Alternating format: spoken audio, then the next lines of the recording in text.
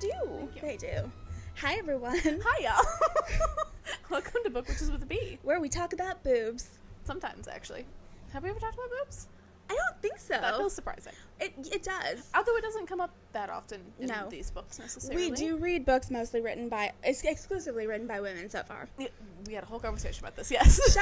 Let's enlighten our audience, shall we? About our foray into the male author space. It's been a struggle. So I try really hard. I'm not good at it, at diversifying my bookshelf I do not. in across gender and race. Yeah, I don't care. I try. Well, I'm a white woman. I feel like I have to. I feel like it's my duty. But Again, across race, yes. Across gender, no. well, so I don't necessarily. I talk to a lot of men who like to read, and almost every time they're like, "You have like these are the books that I like." Yes, and how do we feel about their recommendations now? Honestly, I will state the person who recommended this. You know who you are. The other books you've recommended, I've liked. This one, I read literally an entire I think 10 book series recommended by him and loved it. Yes. So I wasn't too concerned. Mm-hmm. I'm just gonna name the book. Okay. Yes, we can talk about it. Red Rising. This might give me some hate. Men, I know. Men, you're wrong. We don't. I don't care. We probably don't have a male audience. That's fine. We definitely don't. But if you are a woman, and maybe you are someone who can handle this better than me, Mm-hmm. if you're someone who is used to reading kind of gruff male prose, basically, I think this works for you. It's really well written. Like, I like the pacing. Again, the book is Red Rising by someone. Red Rising by Pierce Brown. Man. Yes. Yes. So I've been listening to it. I think I will be so honest with you. I think the only reason I've gotten as far as I have up until now is in the first half of the book, the main character, has an Irish accent. Mm-hmm. He loses it in the middle of the book. Oh, because of the restructuring and everything? Yes, because he has to have a different accent. Spoilers. But basically, once he loses that, Yep. I am less Less interested. interested. So I'll put it this way. The book was recommended to me by our dear friend. Our dear friend, who we have mentioned on here Who we many have times. mentioned, Frank. Frank, we love you. But this And it wasn't recommendation... necessarily recommended to me. It's one of his favorite book series. Yes. It's one of his, nostalgic favorite book series. Which is fair. There's some I could recommend that I would And- probably cringe Yes. at now. I'm not saying that it's how this is for him. Twilight. that's fair. Anyways, as you know.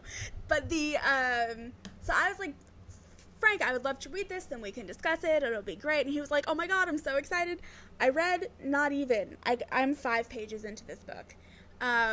And about a week ago now, maybe on Monday, I think. Maybe it was Sunday. I think it was on Monday, because I had started it on Monday. Sunday or Monday, I texted Frank and I said, so this has a very, quote, written by a man vibe, and I'm struggling with it. And that was when I was on page 5, and I have not picked the book up again since. Which I will also state that, written by a man isn't, because it's written by a man. No. It is it feels like, to me, and I am a hater on this book as well, it's like if the kid from Catcher in the Rye wrote a book. Yes, if Holden Caulfield wrote a book. Which I know for a lot of men is their favorite book. Gosh. It is not my thing, but it is also, I think, a very good snippet of, a 16-year-old boy's mind. So I get sure. it. Yep. It upsets me. Yep, But deeply. I get it. I understand that, there are books that I relate to that men never will. That's fine.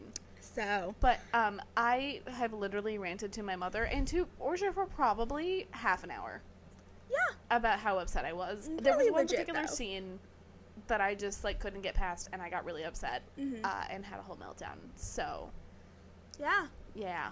Yeah, so, so far, I've realized, and I texted, one of my best friend's, husbands, who, he'll be really sad to hear me call him that, because he is also my friend, but her husband, saw my story about reading it, and he was, made a comment, and I was like, yeah, I'm struggling with it, because I realize I don't read a lot by men, and this book feels very much like it's written by a man, and he goes, that's exactly what Alyssa said. She couldn't read it either. And I was like, oh, so it's collectively, women are not I think there super are fans of this book. And I don't think this book shouldn't be read. I just think it's not a book for me. Mm-hmm. If that makes sense. I'm not so upset by it that I'm like, no one should ever read this book. It's an awful book. It's very well written. Yeah.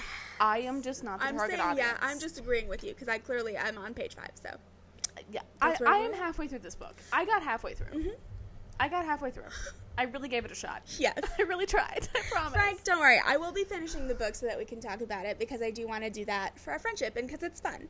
Frank, I'm going to be honest with you. I will not be finishing it. You don't need to. But I did read an entire sci-fi series that I genuinely really loved. Yes. So I feel like I'm off the hook. Yeah, I think so. He also technically didn't ask me to read it. He did not. He technically myself. didn't ask me to read it either, but... He's not the only... I have had other men in my life recommend this book to me. Like, he is not, by far not the first person that I've known of the series for a while. And I was like, you know what? I'm in between books. Let me start it. I should have kept being in between books.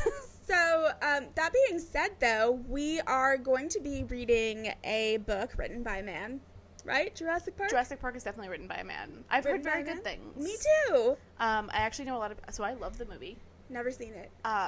Technically, I guess I've seen it. Don't remember a thing about it. I really liked the movie.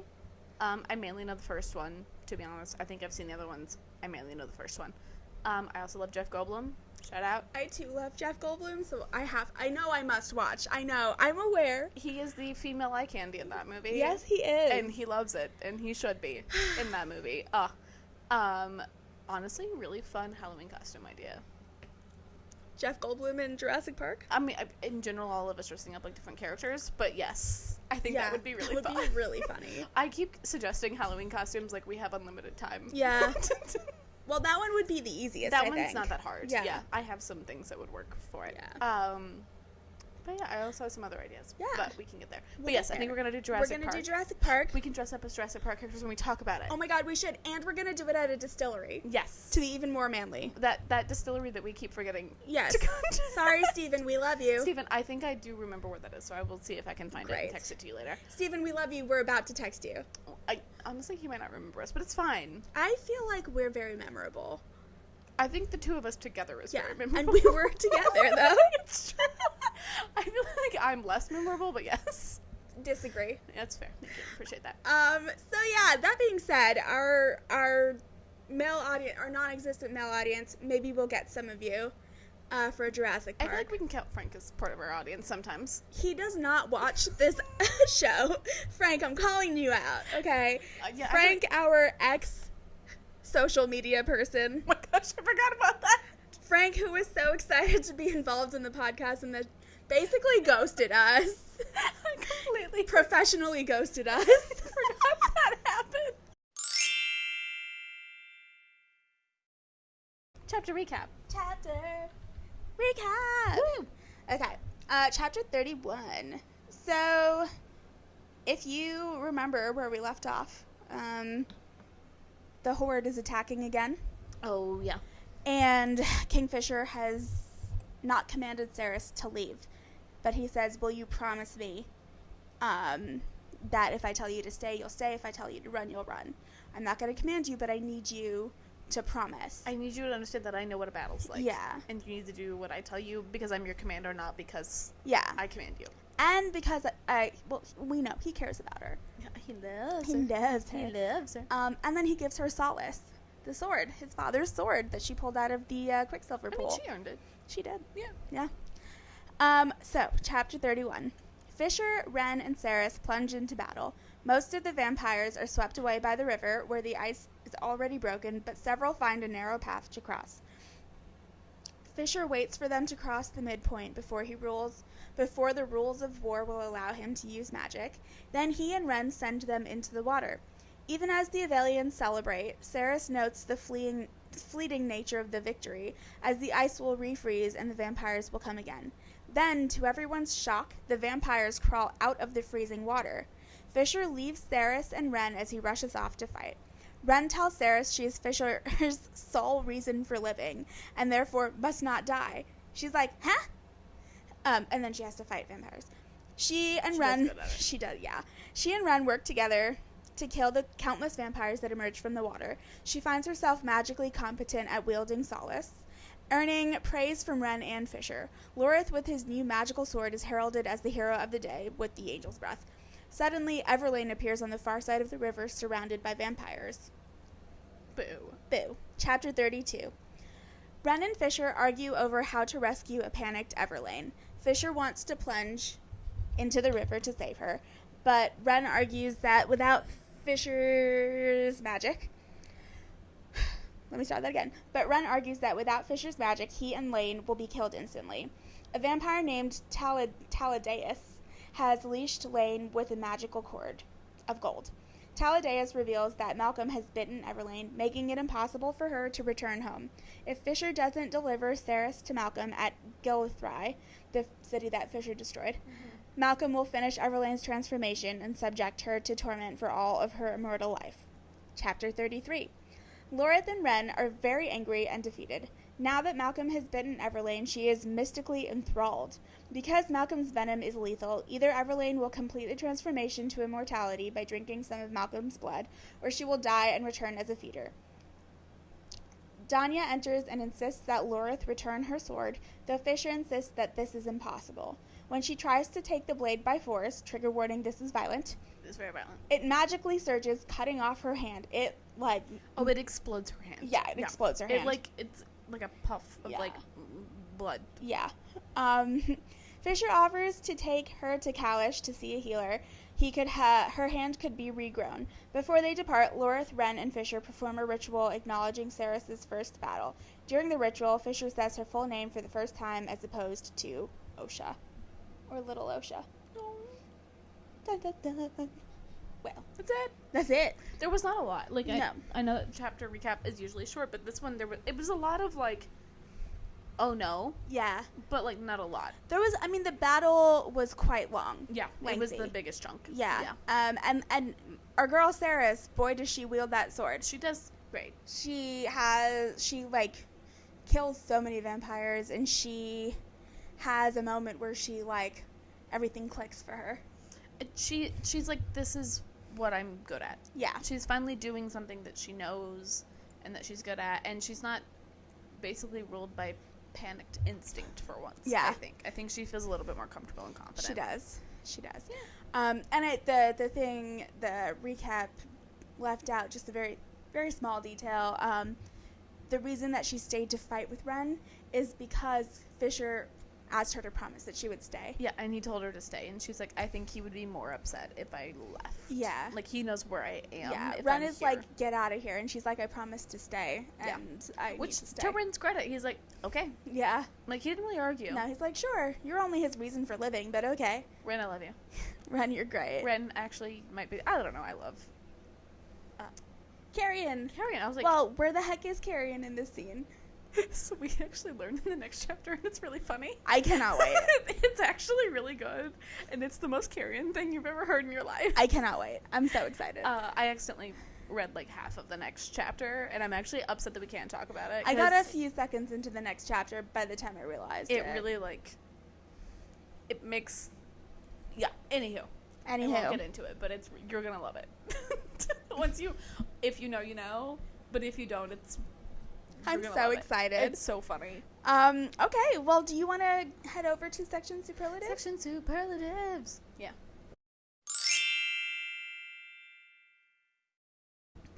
Woo. Drama queen of this section, Danya. Oh my gosh, Danya. She's so annoying. She is. I'm wondering if maybe that's not her purpose in the book. She is what Ceres was in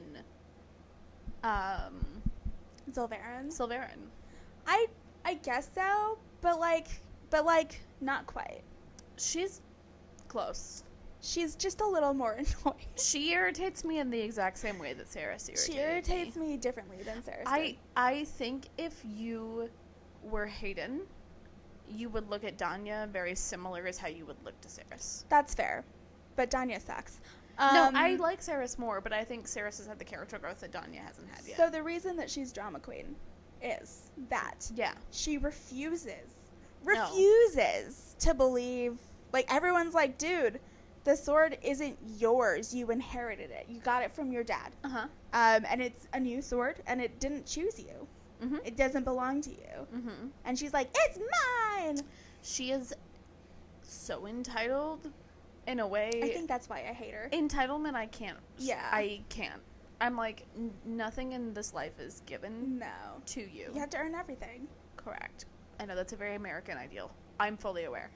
But I mean, it's a really Indian ideal too. oh, okay, well, good, So, great. yeah.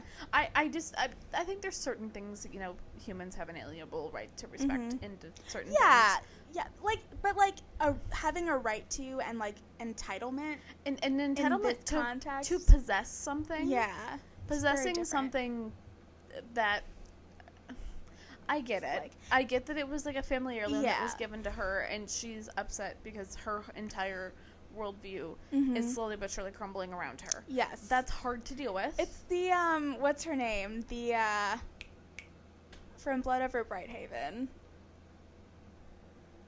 Siona. There we go. It is Siona. very Siona. When her world starts crumbling around, Yeah. she has that big meltdown. Yeah. Yeah, that's true. I think Danya has the potential to be better if she lets herself be. I think the way that Kingfisher and them are interacting with her, clearly she's not always been this way. I think war has made her this way. Yeah. Does not give her an excuse to be. I despise her deeply. I I am hate her just so trying much. really hard to I'm not. I give don't her the care. best benefit of the doubt in this. You know what? She has to prove me wrong. That's fair. I give her no benefit No, of the doubt. she sucks deeply. Yeah. I do dislike her a lot. I literally texted Colleen because I think I said the fact that she exists as a character upsets me. I did compare her, which I do think she is supposed to be a similar foil character, I guess. To we're seeing this big bad evil, right? So Yeah. Malcolm is the evil. He is the ultimate He evil. is. Similar in Harry Potter. Mm-hmm. Voldemort is the evil. Yes. And then there's Umbridge, who genuinely does not agree with Voldemort and the way that things are supposed to go. I Yeah. don't think. No. But she sucks. She does. And she's supposed to be that. She is She supposed to does. exist as this I said, annoying okay, here's where thing. it is. I said, she's the worst. I'm upset that her character exists. And you said, honestly, same, I get it, but I hate her. And I said, I get it if Callie's aim was to write a character we all hate. And I think it was. And then you were like Umbridge, and I was like, Yeah. oh, okay. That was very much, Yes. I think, what her character... I do think Danya might grow more than Umbridge I'm did. hoping. Umbridge didn't grow. She ended up working for Voldemort. Yes. I do think if you're blinded by your own prejudices and hatred, you definitely will often end up working for the thing that you maybe originally were fighting against if you're not careful. Yes. And if you're not surrounded with people like Fisher, like and Fisher Wren. and Wren Yeah. and Lorith that are like, hey, my dear, Yeah, this is wrong. get your head out of your butt. Yeah. Try again. Mm-hmm. We learn the reason the Umbridge comparison makes a lot of sense is literally in the next chapter, which is what I can't talk about. There's some things that come up. But Drama queen of the section. Absolutely. Definitely goes to her. Craziest thing to happen. Everlane. I was not expecting that at all. I remember, so I knew it was coming, because again, I've read this. The first time I read it, I was like, I actually kind of forgot who Everlane was for a bit, because it's been so long. You have we got talked there. about her so much that I knew she was going to come back, but I did not think it was in this way. Yes. I truly didn't. I realize now that it makes sense in a plot when you're writing to have someone you love and care for Oh, absolutely. be taken by the enemy. It makes sense. I get it. Yes. I just was completely blindsided Well, for because some reason. she hasn't been mentioned. That's what it is. Which, so Callie did a good job at, Yes. but it seems believable. It does. I am intrigued. I actually don't remember the answer to this. How she ended up there? Yeah. Because she was very much in a place where Malcolm was not. Mm-hmm. Yeah, I am intrigued too. I have no idea how that happened. I do think we figure it out. I don't. The last, quarter of this book, I could not put down, and I sped read through to the point that I don't remember a lot of it. See, so this is good for us. Yes. Yeah. So, I know, main plot points, but I don't remember, how she ended up there. I don't remember that part. I know kind of what happens, and as we've gone through, I'm like, oh no. Yeah. Well, and, I think the thing that made it even more shocking is that, she's not just been captured. She will be turned into a vampire. She either has to... Or die and turn into a feeder. Right.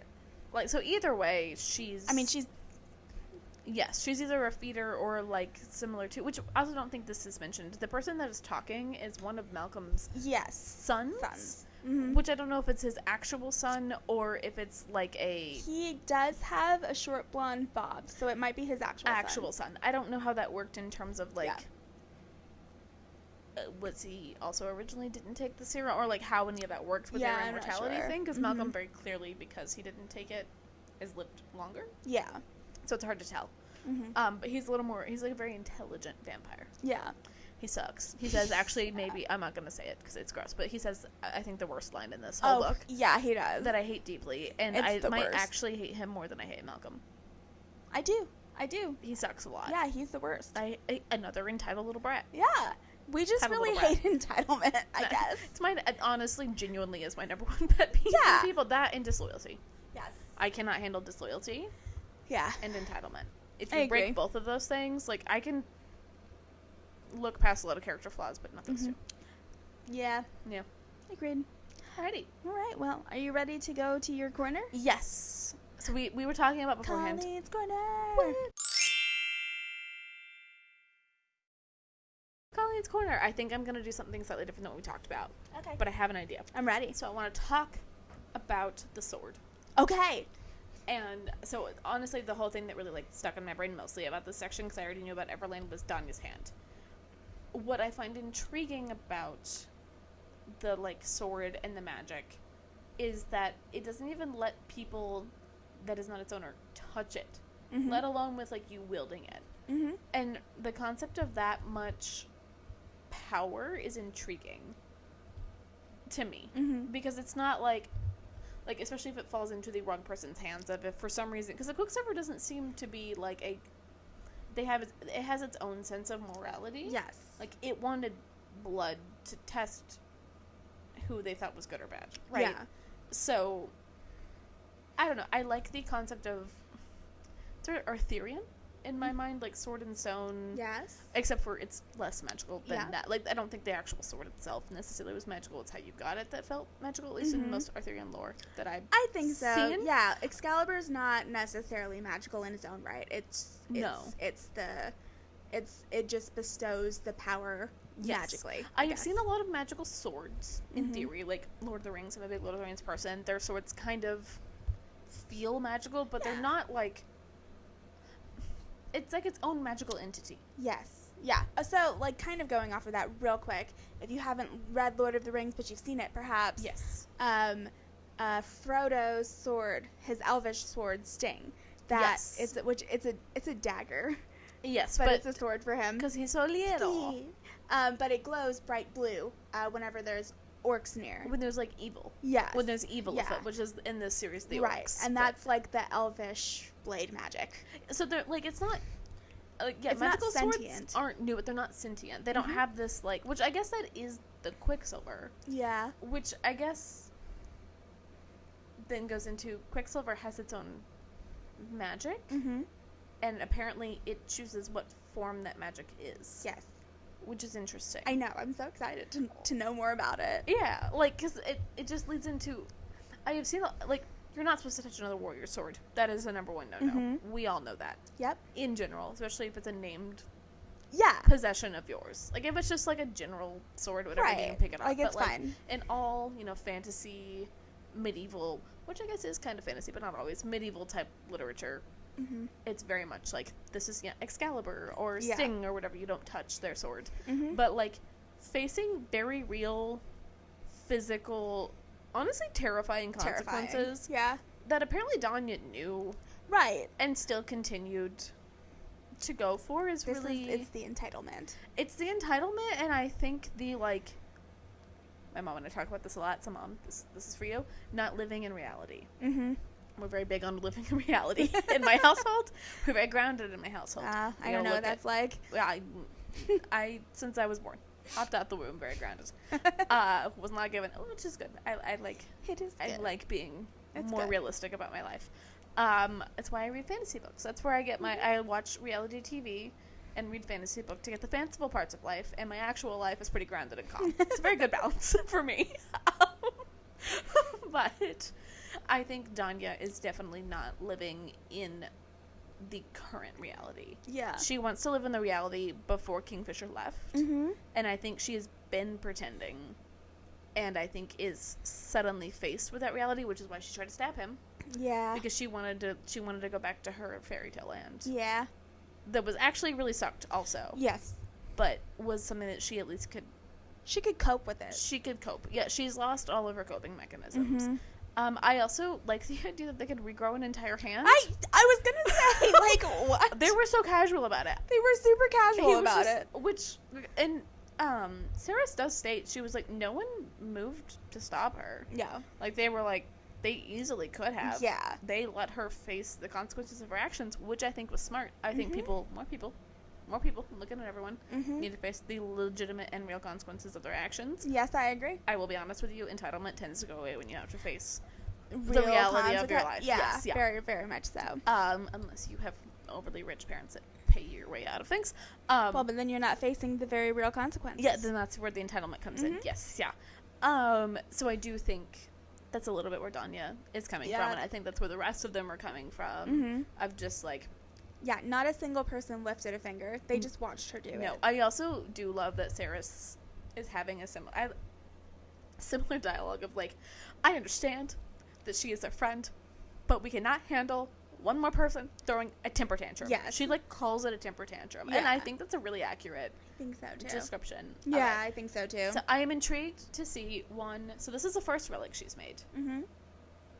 She's gonna make more. It's very powerful. It's very powerful, and I want to see. So, like, they have names for the different. They were like, "Oh, you have angel, whatever." They haven't seen that in a long time. Nimral's corrupted, but it's something with shadows. Yeah. Right. And what I'm thinking is the power is sentient, but it's also connected to the wielder. So, like, Lorith is light. Yes. I think that's very apparent. Yes, he is. And I think Kingfisher is shadow, which is, and they're like, I think it's corrupted, and I'm like, I'm not sure about that. I don't think it is corrupted. I think his power is shadow, is darkness, is keeping things contained, and I think the Quicksilver adapts to the one that wields it. I agree. If it chooses. Yeah, there's definitely, it has the choice. It makes the decision. And sometimes it chooses to go dormant if it doesn't like the wielder. Danya, looking at you. Looking at you. But yeah, I'm intrigued to see what other, like, powers? It's not even a power. Magic. I guess magic. Magic, yeah. What other magic comes from her creating these relics? Yeah, me too. Yeah, that's it. I just find the whole, like, I went very into, like, Arthurian lore stuff for a while. It does feel very Excalibur, somehow. It's this, like, grand... And Lord of the Rings, too. But there's some sort of, like... There's a nobleness to it that I think we get somewhat in Lord of the Rings, but I think I associate more with Arthurian lore of, like, the wielder who has this is, like... Yeah. They are chosen to lead, and they have this, like, grandness about them. I thought of another sword in Lord of the Rings. Obviously, don't remember its name. Sorry, everyone. Nimrod? But Aragorn's sword. Nimrod. No. In Lord of the Rings, Aragorn's sword? Isn't it Nimrod? Is it Nimrod? I think it's... I literally... Are you saying the name? Isn't that Kingfisher's sword's name? My brain made Yes. sense. Anywho. So, his sword. To make him the Condor, which is I literally saw this today, how he commands the army of the dead. The army of the dead. Yeah.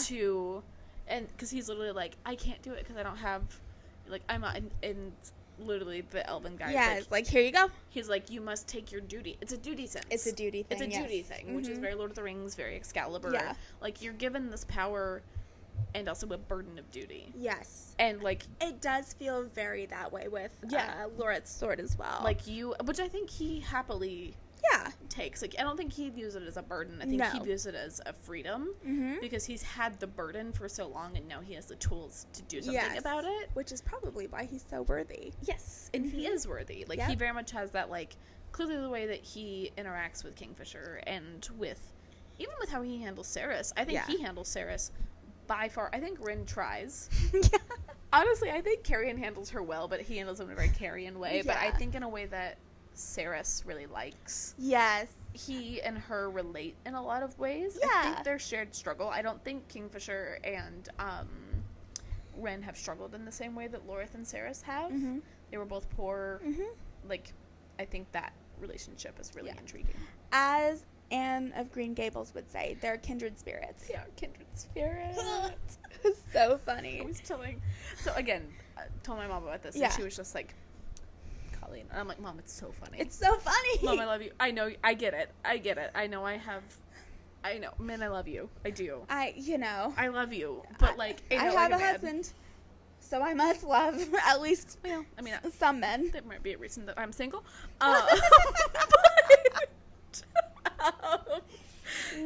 It's fine. It is technically an active choice. I wouldn't say technically. I would say it is legitimately an active choice. It is a very active choice. Yes. Yeah. I adore men in a lot of ways. Some of literally my best friends are men. I do call them out frequently for their bad behavior. We put it this way. We love specific men who we know and we love. Yes. Men as a collective I struggle with. Yes. Collective men? Conglomeration of men. Even the men that I specifically individually love, when they get together with each other, I'm like, this is a lot. I'm going to go read a book. Forgot why we're talking about this. We were talking about the swords. The swords? What? The swords and... We're still in your corner. And men. We are in my corner. Honestly, explains we're talking about men. It's fine. It's because we were saying, ain't that like a man? Ain't that like a man? That will be our catchphrase. It will be. Honestly, not against it. No, me neither. I think it works really well. Especially for the books that we read. Yeah, ain't that like a man? Ain't that like a man? Yeah. Anyhow, yeah, I think that's all I have for my corner. Great. But I'm genuinely very excited to see. I hope we get more magic swords. Me too. I want more... I'd like a magic sword. Me too! I am not quite to the point that I have a sword collection. But I kind of want one. I'd like to be. I'm more of a dagger person. I want a dagger collection. I have two already. That is fair. I like the really intricately done at the Ren Fair, which we need to go to soon because it's literally these next couple weekends. Cannot wait. You were gone last time, so I had to take was. literally a bunch of dudes. Literally a bunch of dudes that have never been. Which I gatewayed them into going to a Ren Fair. I don't know if they'll ever go back, but I took them. But if they come with us this time, they'll have two guides. That's true. I can see if they want to. Yeah. I have a feeling they're going to say no, but I can try. Boo. Brendan. It's Brendan and Joe. They might. We'll Come see. on, Brendan. We'll see. Come hang out with us at the Ren Fair. Honestly, if I ask nicely, he might. Him and Joe might, if they're not busy. Do it. But, which we do legitimately need to pick a weekend. We need to plan, I want to go. Yeah, because last weekend was the opening weekend. It was? Yeah. I didn't even know. Yeah. Okay, yeah. So, because it was the weekend after I came back from Chicago. It was opening weekend. Great. So, anyhow, we're in St. Louis. Yeah, St. we're in Louis Ren St. Fair. Louis. We're very excited. Come see us there. I've been the last 2 years. I was the last 2 years before I moved to New Jersey for 9 months. Yeah. So, as a kid, I was never a Legolas person. Mm-hmm. Interestingly, biggest crush on Merry and Pippin. Oh my god, yes! I had a huge crush on Merry and Pippin growing up. Me too. As I got a little bit older, I have never been an elven girl. I've never been an elf girl. I understood objectively that Orlando Bloom as an elf was attractive. Yeah, I get it, yeah. But he was never my thing. Aragorn was never not my thing. I liked him. I liked him probably more than I liked Legolas. I also really liked the dwarf. I just like short, sassy, angry things, I think. So continuing our Ain't That Like a Man author stuff. Yeah. I will say, I did enjoy C.S. Lewis. I enjoyed the Chronicles of Narnia greatly. I haven't read them since, I think, middle school. So I don't know how I'd feel about them anymore. Fair. I don't think I've actually read the Chronicles of Narnia. I've read other things by C.S. Lewis. Okay, I've not read anything else by him. I've read like the Screw Tape Letters. I've not read anything Honestly, else. I recommend those. Are very good. So I liked his writing a lot. Yeah. And then I didn't hate Lord of the Rings as a book. Mm-hmm. The only thing that happened is that, as some of you may know, I spite read the first 3 Game of Thrones books because my boyfriend at the time told me that I wouldn't be able to read them. Oh, they suck. Yeah, no, I couldn't get through. I hate them. I couldn't get through the first one. I like the Game of Thrones TV show. That one's fun. It's fun. I could not get through. Part of it was the narrator, but I couldn't get through the first book. I spite read them. Yeah, no, I appreciate that. I also borrowed Lord of the Rings from him, and I got halfway through the second book, and then we broke up. And I still have it. Alex Quetchen, I still have the second book of yours. I think I have all of them still. I definitely still have the second book. I don't think you're getting that back. I have no idea where you are. But got halfway through, we broke up, stopped reading it, and I haven't. At this point, I would have to start from the beginning, and I just have so many other things that I need to read. I restarted, so I think interestingly, so my library never had the first book available in my high school. So I think I've read the second and third books, but never fully read the first one. Huh. And so I started the first one, and I got through Tom Bombadil, who I adore. I got through Tom Bombadil, and then they got, like, I think I was about to meet Aragorn's character, actually, which probably should have been the more interesting part, but by that point I was reading, like, I think that I started reading... Viggo Mortensen brings a lot to that character. Viggo Mortensen. Yeah. Oh, that guy. Love you. Whew. He adopted a horse. No. I love him. Love him so much. He's incredible. Yeah. I know a lot of people. I'm fully aware. Actually, one of my professors in college had a whole feeling about the Lord of the Rings adaptations by Peter Jackson. Peter Jackson, right? Yeah. Mm-hmm. Yeah. Okay. I think they're so good. I love them. I think they captured the essence of what you're trying to get to. Mm-hmm. It's not perfect. It wasn't going to be perfect. Well, no, you can't turn that into... There are books that you can't turn into a movie and have them be perfect. The book. The only character that I can see why that they're a little bit upset is the Tom Bombadil character. He is really intriguing. Yes. But, like, it's fine. It's okay. It's fine. It's fine. Yeah. So, yes, what we were talking about was the swords. Aragorn's sword. That was very Excalibur-esque as well. Yeah, like, that, like... Yeah. I genuinely like the idea, and I think I just like the idea of being chosen in general. Mm-hmm. I like that concept. Me too. Throughout things, and I like it in media a lot. Like, that's why I love Fated Mates. Because, like, there's an element of, like, you know, a bigger thing was chosen and put forth in your life, and it was always going to happen for you. I like the idea of destiny, and that you have something in your life. I know a lot of people, to them, that's not a positive thing. They don't think they have free will in that. I think you do. I think you have free will. I think that there are forces that work with your free will to weave your destiny. Yes. I'm not going to get into it. It's very complicated within Christianity of whether between free will and destiny. I tend to lean more towards there's a plan for my life, and that's going to happen. That is my faith-based, I don't know, bend, I guess, if you would say. And to me, that brings a lot of comfort. I have actively gotten into arguments with other Christians about how they don't think that's the right one. And I don't mean to be in an argument. I'm just trying to explain my side, and then it turns into a thing. But I like books that reflect that a lot. And I think that's what I like about, like, a power. I like the idea of power choosing you because it sees something in you. I love that idea. So no, good. it's like chef's kiss. It's so amazing. yummy. I like that we have that several times over in Quicksilver. So much. It's very much this... The power is choosing Ceres. The power is choosing Lorith. The power chose Kingfisher. It feels like it's not, like... I don't like the concept of, like, an accidental life. Yeah. Because I don't think that's something that can really happen to a person. I get why you would think that I'm not dissing on somebody, but I don't like the idea of it. That's not comforting to me. And so I like the idea that, like, this was, you were worthy and you were chosen. Yeah. It was intentional. It was always meant to happen. It was intentional. Yeah. And, like, the intentionality. Yes. Of this, like, I see you and I see all of you and I still choose that. Yeah. And I think that's, like, when you're talking about destiny, I think obviously in a religious context, in, like, Christianity, it presents itself very differently. In Hinduism, there is a thing called dharma, which is your divine duty. Yes. And that is, I think, I wouldn't know because I'm not the most practicing Hindu, but it does feel a lot more similar to the Christian version of that as well. Like I said, not very practicing. I don't know what I would classify myself as. Technically Hindu, but I practice it in my own way. Which I think is fine. Yeah. Well, Hinduism is a very open religion. Yeah, I was too, like, so it's a very, like, But I think that the idea of, like,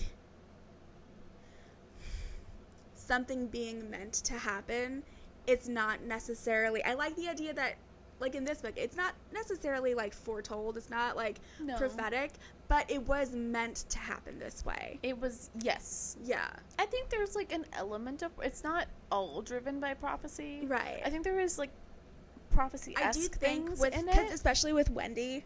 Yeah. And there are, like, prophets and oracles and stuff like that. Yep. But I don't think... Yeah, so, like, I guess what I'm saying is I like the idea that, like, it was always meant to happen this way, but everyone had a part in, You know what I mean? Like, everyone's choices. Yes. The way that I like Yeah. to describe this to people when I talk about this is it's like you're going up a river. Mm-hmm. Regardless of what's happening, you're getting up that river. Yes. You may get up that river in a boat. Mm-hmm. You may get up that river because you decided to get out of the boat and you're floating down and taking the hard route. Yeah. Either way, you're getting down the river. Yep. You might grab onto a log. There's different options. There's different options. But either way, you're still getting down the river, but there is Yeah. choice within how you get down that river. There is, and whatever you choose is what was supposed to happen. Yes. So, Yes. yeah. That's how I like to... Yeah. Not saying that it was written, but that, like, it was supposed to happen, though. Yes. Does that make sense? That's I why feel like, that's yeah. why I like the river idea. Yeah. Because, like, if you've ever been in a fast-moving river, Oh, I have. you're getting down that river. Oh, yeah. Regardless of... So you could be the calm person that's chilling in the raft, or, if you really decide, you could be bumping along on that log or out just floating down it. However you feel. Mm-hmm. There's different ways to get down that river. Yeah. But regardless, You're getting down it. you're getting down that river. Yeah. You don't really have a choice in that. Wow. So. Look at us. Yeah. We're so philosophical today. Apparently 2 beers two beers the perfect amount. Yeah. Sometimes I know we make jokes about, like, we are very intelligent. We do have intelligent thoughts sometimes. We just Every don't once in a always while. reflect that in the podcast. Yeah. But it's also not all about being philosophical. No, We're here it's to have not. fun. We're here to have fun. The entire idea of this podcast was to have fun. I will also say I do think we took a little bit of a break from being philosophical after Blood Over Brighthaven. Well, yes, that was Because that was that whole book. That was so much. There was no way to lighten that book. No, we tried. we did our best.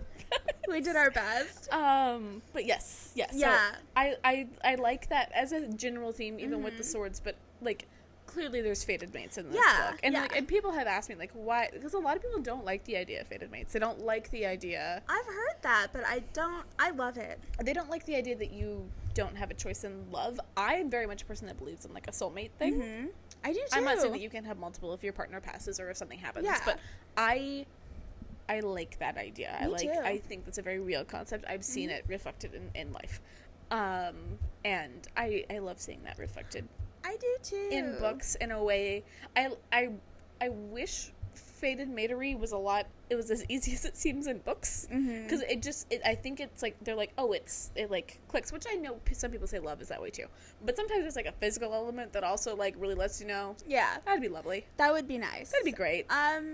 I think the important thing to note, and I think you and I probably see it similarly this way with the fated mates, is that, like, even if you're fated, you're still making the choice To engage in that. To engage in it. Oh, yeah. absolutely. To get to know them and love them and see their flaws and love them despite of it and work towards, like, Yeah. like in all of the fated mate stuff that we've read, there's still a lot of work involved. Oh, There's yeah. people choosing to be there in that fated mate Yeah, relationship. it's not like this perfect partnership that nothing Yeah. goes wrong, which is actually, interestingly, why ACOTAR with Tamlin and Feyre didn't work. Correct. It's because they were the perfect mates for each other that didn't really put in the work. They put zero work in. Yeah.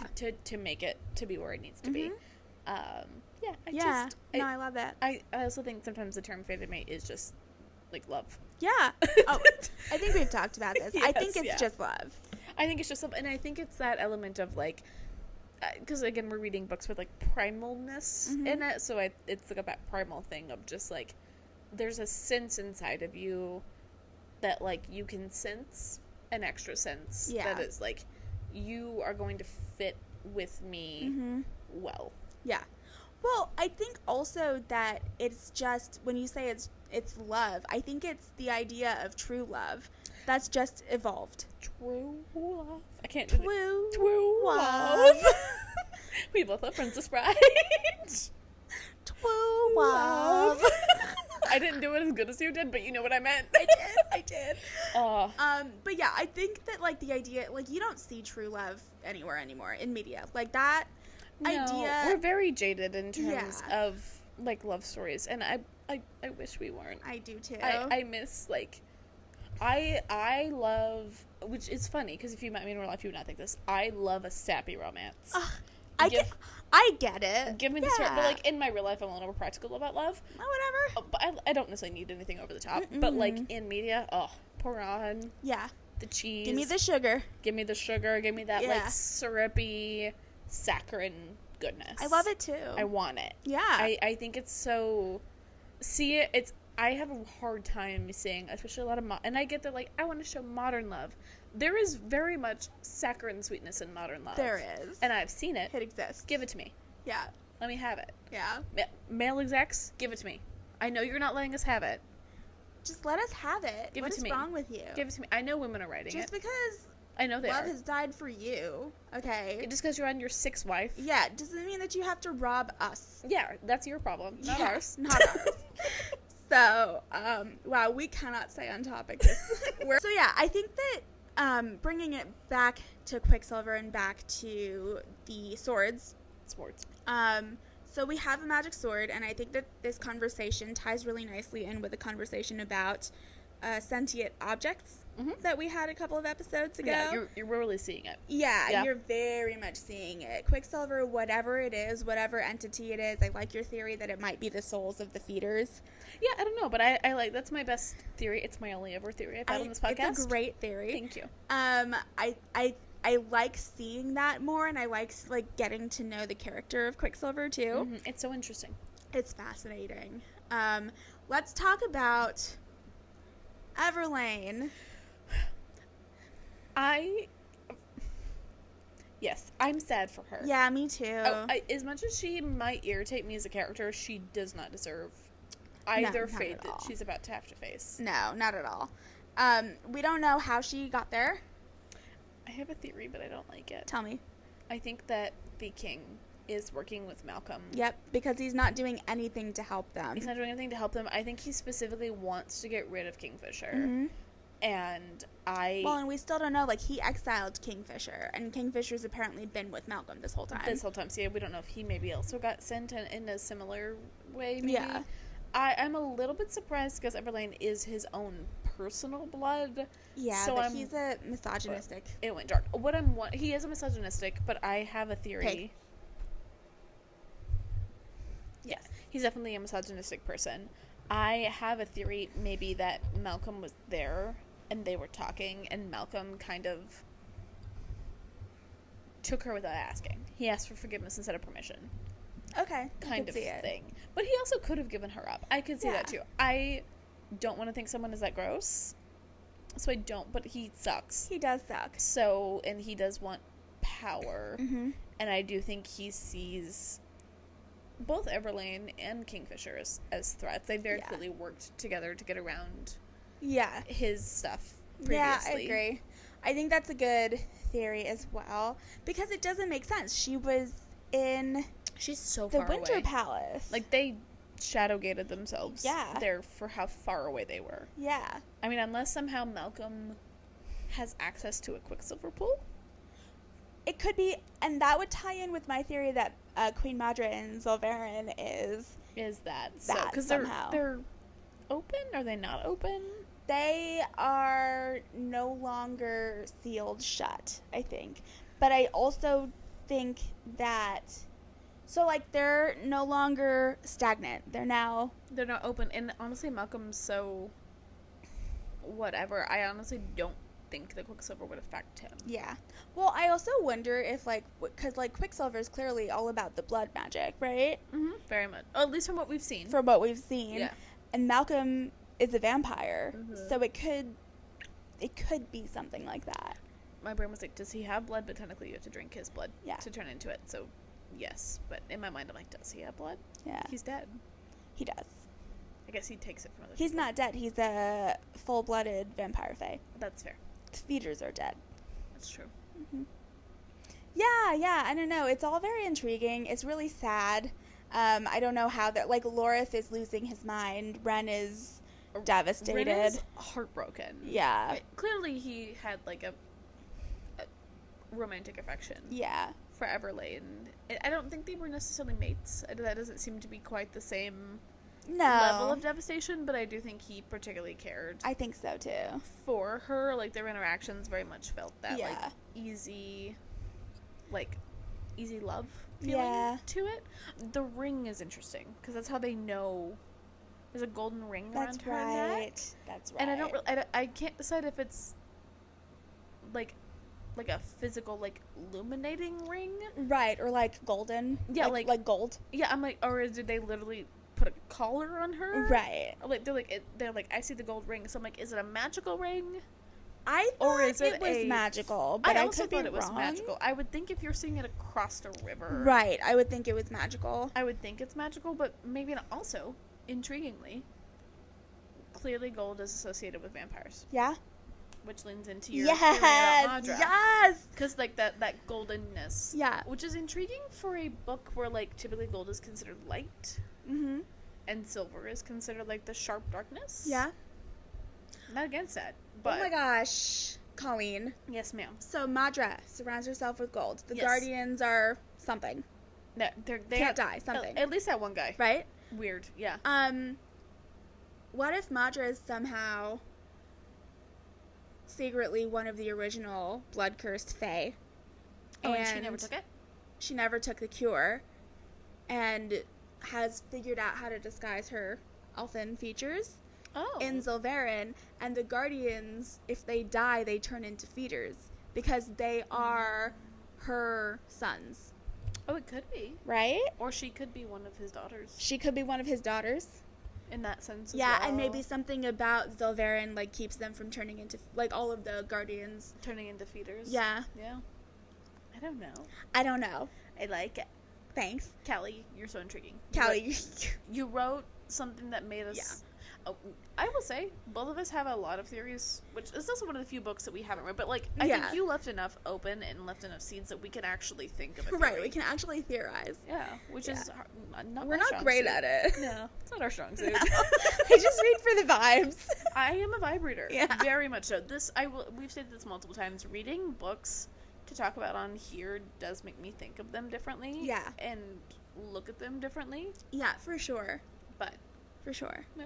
But yeah, so yeah. It is interesting that I just said 3 times in a row. It's okay. It is interesting to think about the gold chain, and that's how they knew that she was in his thrall, I guess. I'm assuming that must be a magical property. Yeah. For them to see it across a relatively wide river. Mm-hmm. And for them to, like, know what it means. Because, like, there's just no one wear gold necklaces in this kingdom. That seems unrealistic. It does. But, I mean, if it's associated with darkness, maybe maybe not. Well, and then Ceres can also see it across the river, so that also makes me think that it's magical. I'm also not fully convinced we know she's not fully human, but, like... How not human is she? Right? Yeah. Like, okay, because bringing it back to the sword talk, when she's fighting with Solace, she has this moment on the battlefield where time slows down, and as I think that's the sword. Oh, that's her, like, sword power. I think that's the sword power. It slows time down for her, and it helps her, like, anticipate what's about to happen, so She cut herself on Solace when she went to grab it, didn't she? I think so. Yeah. Oh my god! Yeah. What? I think she, like, grabbed it, because I remember thinking that. I think she grabbed it, like... She grabbed it. Like, not by, like, the hilt, by, like, the sword. We'll have to go back and look at it, but I think you're right. I mean, she had to at some point in that fight. There's no way she didn't prick herself with it. No, I think you're right. So she's, like, awoken Solace's power. Doesn't it describe it as feeling warm in her hand, too? I think so. Yeah. Yeah. Ooh, Ceres. You got you a magical sword. Oh! She's literally King Arthur. She is King Arthur. She pulled it out of the stone! Oh my god! I knew we'd get it back there. Yes, we did it. Now I want to read some King Arthur lore. That would be really fun. We can watch, I don't know if you've ever seen The Grey Knight with Dev Patel. I haven't. It's a weird movie, but it's so good. Funny story about that. People say that Dev Patel and my brother look really similar. When Rig had, like, a lion's mane, he did. They do look very similar. I'll bring up a picture to show you a comparison later. Oh, that's interesting. But when he was in high school, he and his friends started the film club where they made movies. Love that. Not watched them. They made them. Well, yeah. And I think it was for an English project. They used film club resources and time to make a movie of The Green Knight. Really? He wasn't in it. He was filming it. Morgan wasn't in it. Yeah, he wasn't in it. But, like, there's that tie whenever I think of The Green Knight, I think of him. Yeah. And then freaking Dev Patel is in The Green Knight. I was like, Mrig, I love Dev Patel. He's cute. I want you to know. It feels weird to say that because he looks know. like my brother. I was going to say more things, but I was like, no, Mrig, I love you, but you're not. They don't look similar anymore at all. I was like, I mean, maybe there's some, like, face shape.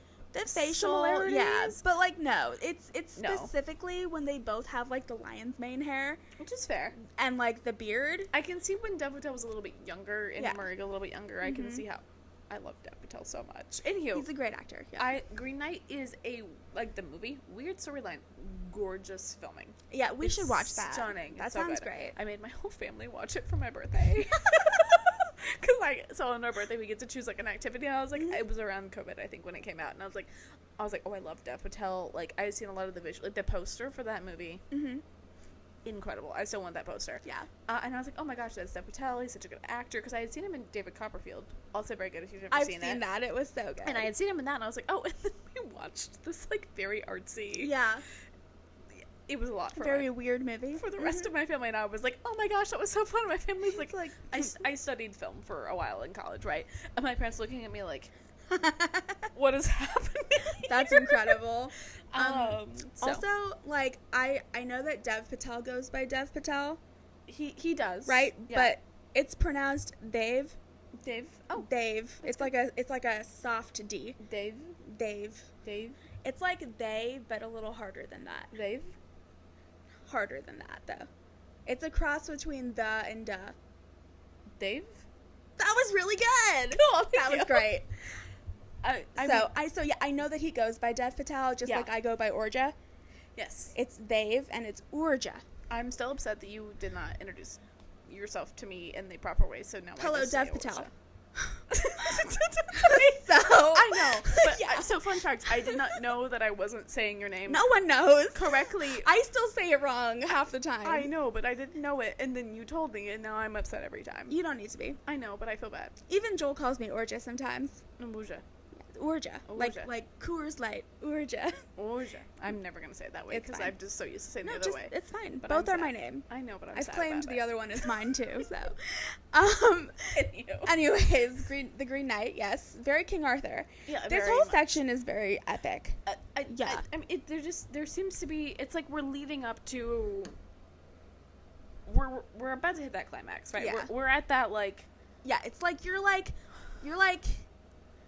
We've been slowly going, and you're at the point where you can almost see. We're at the like curve point. Yeah. If you're looking at like a plot driven. Oh, I was looking at the roller coaster. Yeah, that's what it looks like. It's the plot map. It is the plot map. Right, where it's also like a roller coaster. It's going up. Well, yeah, and it curves right before you dip down into the ending. Yes. We're in the curve. We are in the curve. I was talking about if you're on a roller coaster, we're like right at the right before the peak. At the apex. Yeah. Yeah. I'm thinking we're a little bit further back. We're at that you're going up. Okay. And then it kind of curves out a little bit. Okay. We're there, and we're about to hit, because I kind of know what's coming up. Yeah. We're about to hit that apex, and then it just like, whoo! No, it's not even like a curve. It's straight down. Oh, it's like those terrifying roller coasters that I'll never go on. Yeah, those ones. Mm-hmm. I do like those, but I get motion sick, but I love them. Yeah. I love a thrill. I'm excited. I do remember the, like, last half of from when we started this. I was like, I remember the ending. Yeah. I don't remember how we get there. So. Well, here we are. We have so many theories. Yeah. I'm excited to see how it all plays out. I'm intrigued to see if they can find a cure for Everlane. That's why they're going back to college. Yeah. Is to find see if they can research the books and find a cure. If there's, like, maybe something in there. Yeah. Which I feel like if there was one, they would have known. They would have known. I feel like Madra. Oh, maybe Madra might have something. I think they should ask Meg. The lady that seems to know all the things. Isn't that her name? Maggie? Wendy. Why did I think it was Meg? I don't know. Where did that come from? I don't know. I think I'm thinking of Megra from Hercules. You are. I think you are too. That's when you said Meg, I thought of Meg from Hercules. Okay, I mean, fair. So, yeah, Wendy. Yeah. I think in my mind, because I associate that with Peter Pan, so it's a Disney character name. Yeah, and so you went with Meg, who was a much more mature. Who was my favorite? Yes. So Wendy. When you said Wendy earlier, my brain was like, who was that? So think I was like, oh yeah, Disney lady, but I was like, no, wrong one. Anyhow, they should ask her. They should ask her. She seems to know have things. a lot of wisdom. And the Oracle who was at Bellacon's side who saved Kingfisher, the white-haired old lady. Oh gosh. Oh, it wasn't. Oh yes, her. Was her name Meg? I don't know. We'll figure it out. It definitely wasn't. I don't remember names. Really? I have zero. It's been a long time since we were at that section. I have zero name knowledge. Ever of a character. Clearly, since we did an entire season on Blood Over Brighthaven and said Siona's name a million times, and then neither of us could remember it. Not even close. I can't. Once we're done talking about something, it's out it's of my gone. brain. Yeah. No, I can tell you a lot about it, but like specific names, like nothing. Specific. Yeah, same. I think I'm just, well, my father is also bad at them. Dad, I love you. I don't think you watch these, but my mom will. My dad frequently, he looks at a person and decides that they look like this name. My mom and dad do that too. And then that's just their name in his head. Yeah. There's a friend, her name is Heather. He loves Heather. It's a good friend of his. In his mind, when he met her, she was a Bridget. He called her Bridget for so long. Her name is Heather. Sometimes people just don't look like their name. I mean, that's fair. There are certain people that, like, I'm like, oh, you look like this name. I will put this out there. If your name is like Sarah or Lauren or Katie, those are names that are they don't draw an image to mind. So I wouldn't say you necessarily look like your name because you look like you could have another name too. Does that make sense? Yes, I don't feel like Heather is one of Heather is not one of those things. Names. No. Unless she looks like a Bridget. Don't know what that means. I get it though. It's a feeling. It is. My dad does that a lot when he can't remember. What do I look like? And I think with you would think it's different. To be honest. What do you mean? If I knew maybe more Indian names, I could probably. But, I mean... Also, my name is very unique, so I think that once I tell it to someone... It sticks differently. It sticks, yeah. Yes. But... Yeah, you don't have a basic white girl name. No. I don't have a basic brown girl name either. That's nice. Yeah. Up here, my name is more common, which I'm very excited about. Where I grew up, my name was not common. You are not the first Colleen I've met. Yeah. Yeah? It's not, like, an overly unique name. I know one other. It's not overly unique, but it's not... like an Ashley or a Taylor. Ashley and Taylor, I love you, but both of my college roommates were named Ashley and Taylor, which is two of the most common names on the planet. Yeah. But I do think it's common enough that people know it, which is nice. So, I like it. I did not like it as much growing up, because everyone kept saying Colleen, because that's a southern way to say my name. Fun fact is... You've told me this before, but I'm still baffled. Which is also why I kind of get, like, I really didn't care if people said Colleen or Colleen. It really didn't bug me. I was like, if that's what you want to say, I don't care. A name is a name. But some people struggle. Dev Patel. Yeah, I know, but it's probably from a personal thing. But when it's a name that's not a white name, I feel more bad about mispronouncing it because I feel like it's. I appreciate adding that, to the but impression. I also think that our names are made up of sounds that you can't make with your mouth. That's sometimes. So. I also like to throw in there that I have a slight southern accent, and just certain letters, even if it's in English, don't work. You can't do it. Well, I can't even, like, I learned English as my first language. Yeah. My accent is American. It is very neutral American, and that's because I've lived in a lot of places and traveled a lot. Mm-hmm. But it's very distinctly American. Yeah. And so there's sounds that I can't pronounce in Hindi or Marathi, especially Marathi. They have the weirdest sounds. So yeah, it's a thing. So I just sound really American when I speak in a different language. It's fair. It happens. It does happen. Yeah. I know. It's fine. But well, on that note, we have been talking for over an hour and a half, actually. I mean, that's fine. And it's not a Friday. That is true. I am in my home. It's 8:50. It's actually still very early. We started earlier than we usually do. Yeah. But I do think wrapping up is not a negative. I think there's not a whole lot else to talk about. We talked about Danya already. We talked about Danya, she sucks. We talked about the sword. We talked about Everlane briefly, but I mean, there's not much more to say. We get more into Everlane, like when they go back to college and things. We talked about Saris and her battle prowess. Yeah, she did great. She did great. We talked about our theories. I think we covered a lot. I think we did too. Look at us. Look at us. Yay. All right. Well, next time we will be talking about chapters 34 through 36. Math. No, 35. 30. 34, 35, 36. You're right. 36. I was thinking 33, but we just did 33. We did, yep. Yep. We'll be talking about chapters 34 through 36. 36. Yep. We just did this. Nope, it's fine. We have, I will say, we don't typically do this. This is a Thursday night. Yeah. We were doing this after working a full day. Yeah, also a full week. We process payroll. We did. There's a lot of numbers involved. So I had to do both salaried and hourly. Oh, fun. This week, plus off-cycle incentives.